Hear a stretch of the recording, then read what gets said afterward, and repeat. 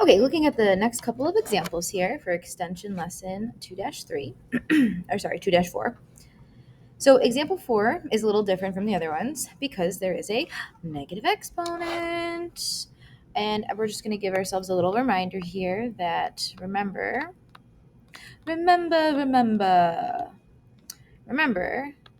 expressions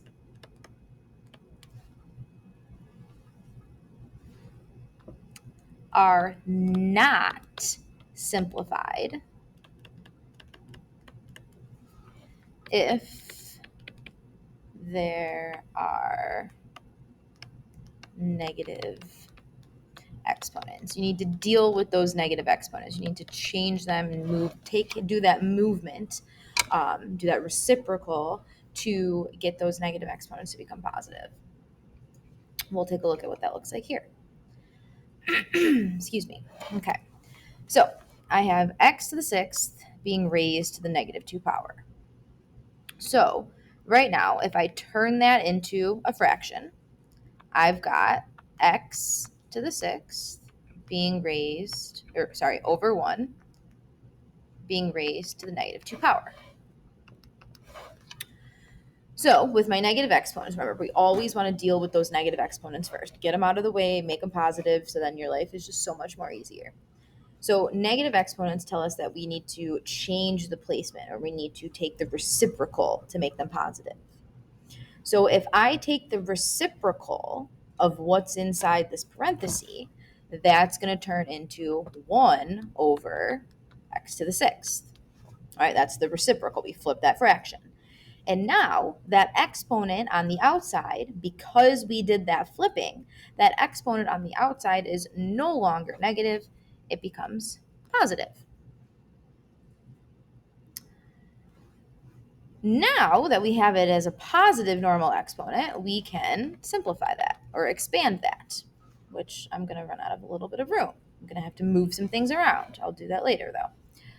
So if I have 1 over x to the sixth power, that entire thing, because it's in parentheses, that entire thing is being squared. So that means I'm multiplying 1 over x to the sixth power by itself twice. Okay. So do that multiplication. Multiplying fractions, multiply tops times tops, and bottoms times bottoms. I have 1 times 1 on the top. That's going to stay a 1 on the top. X to the sixth times x to the sixth on the bottom is going to turn in x to the 12th. If I expand that out, there's 6 x's down there, another 6 x's, all being multiplied, turns into x to the 12th. Another way to look at that negative exponent piece is using that rule.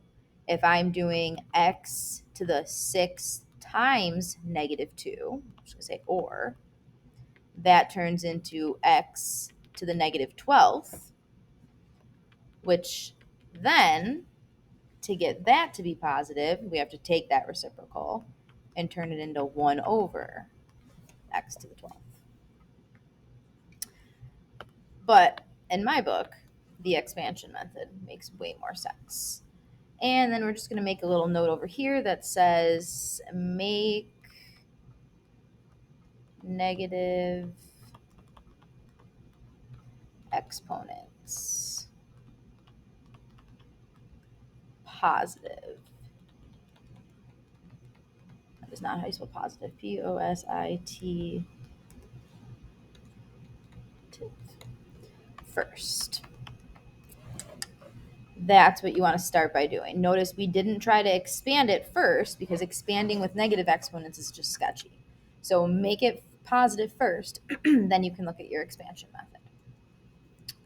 All right, example number 5. Ooh, this is an ugly beast. So we have a giant fraction here, all of that stuff being raised to the third power. So that means that I have that giant fraction, 12x to the fourth over 6x to the third, being multiplied by itself 3 times. Yowzers. So now this one's going to be a little sketchy because we're going to need to keep our fraction bar. We're going to need to keep the fraction when we're simplifying here. So let's simplify our tops first. And again, just like we were doing in the previous piece, we're going to group the pieces that have like bases together. So on the top, I've got those 3 12s that are being multiplied by each other that I'm going to end up multiplying. 12 times 12 times 12. Then I've got those 3x to the fourths. Okay. Let's condense that. 12 times 12 times 12, I don't know what that is. So 12 times 12, 144 times 12, which is 1728. So I've got 1728 on the top. And x to the fourth times x to the fourth times x to the fourth turns into x to the 12th. Boom. Now we go back to the bottoms. I've got a 6 times a 6 times a 6 on the bottom. And an x to the third times an x to the third times an x to the third. 6 times 6 times 6 is going to be 36 times 6, which is 216. X to the third times x to the third times x to the third turns into x to the 3/6. Okay. However, we're still not done because now we still have some common bases here where we can simplify that fraction, where we can, get that fraction canceled out. So I'm going to jump to my calculator first to look at 1728 divided by 216 to see if that could be a nice normal number. And look at that. It does turn out to be 8. So that's going to turn into, when I do 1728 divided by 216, that turns into 8 over 1. So 8 over 1. Do I need to write the 1? Nah, it's not going to change anything. Okay, next, let's look at our x's. I'm just going to scooch this over a little bit. Yeah. Okay. So I'm not going to expand this one out entirely, or maybe, you know what? Why not? Let's do it. If I have x to the 12th on the top being divided by x to the 9th on the bottom, that's x times x times x, 3, 4, 5, 6, 7, 8, 9. 1, 2, 3, 4, 5, 6, 7, 8, 9. Divided by x to the 12th. 1, 2, 3, 4, 5, 6, 7, 8, 9, 10, 11, 12. How many of those are going to cancel out to be 1? And how many am I left with? 1, 2, 3. So that is x to the third. Those are located on the top, which makes sense because I had more x's on the top than I did the bottom, giving me a final answer of 8x to the third power. And here we're just going to make a little note that we took this piece and looked at it right here. And then we took this piece and looked at it down here. All right, so like I said, they get a little complicated, but it's not too bad. Now this last example is quite the doozy. Maybe you want to try it on your own. I don't know. It's up to you. You could pause the video if you'd like, but let's get started. All right, so I've got this whole thing, being raised to the second power, which thankfully means that I'm only going to have 2 of those giant things. What color did I use? Blue. So let's use red on this one. So I've got 2y to the third power, g to the second power, divided by -6, g to the third power, y, twice. I've got 2 of these. And, maybe you're getting to the point where this is becoming a little bit, you're picking up what I'm putting down, you're smelling what I'm stepping in kind of a thing. And maybe you don't need to write everything next to each other. So I've got 2 times 2 on the top. I'm going to look at those common bases. I keep my giant fraction bar. I've got a y to the third times another y to the third. And I've got a g squared times a g squared. Put that stuff back together. 2 times 2 turns into 4. Y cubed times y cubed turns into y to the 6th. And g squared times g squared turns into g to the 4th. And then for the bottom, I've got a negative 6 being multiplied by a negative 6, which is going to turn into a positive 36. Negative times that negative.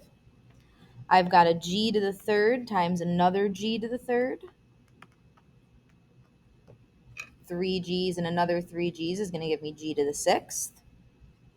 And then here, if I don't see an exponent on those y's, if there's not a visible exponent, remember, just like a coefficient, I can assume that that exponent is 1. So y to the first power times y to the first power would turn into y to the second power. Okay, now we just got to simplify our fraction a little bit. 4 and 36. 34 is divisible by 36 is divisible by 4. So I'm going to simplify both 4 and 36 by 4. Divide by 4, that gives me 1. 36 divided by 4, I'm pretty sure is 9, but let's check it because why would we not? Yep. All right, and so let's try and do this one mentally here. I've got common bases of y to the 6th with this y squared. So in my head, I have how many y's on the top if I were to expand that? 6. How many y's would I have on the bottom? 2. How many sets would cancel out? 2.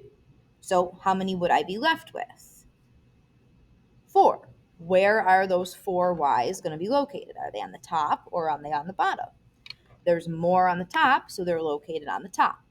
So that leaves me y to the 4th on the top. Because 6 minus 2 is 4. Now, let's look at the g's. I've got g to the 4th on the top, so if I expand that out, that's 4 g's, g times g times g times g. And I have 6 g's on the bottom, so there's going to be 2 left over when I cancel out 4 of them. And those 2 g's, though, are located on the bottom because there's more on the bottom. So g to the 2nd power on the bottom. So final simplified answer, you don't need that 1 up there. You can have it, not wrong. Y to the 4th divided by 9g squared. So give these a try. Feel free if you need more room on those practice problems. If you need to use scrap paper, just feel free to use that and staple it to the back.